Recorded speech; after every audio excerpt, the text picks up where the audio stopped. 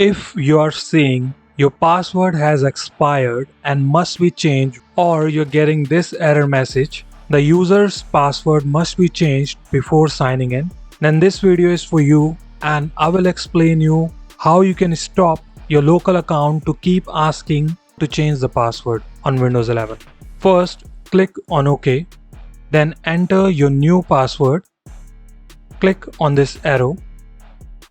We have changed the password. Then simply log into your Windows 11. Afterwards, right-click on Start, select Run. Here you need to type this command secpol.msc, then press Enter. In Local Security Policy window, click on Account, then Password Policies. Double-click on Maximum Password Age.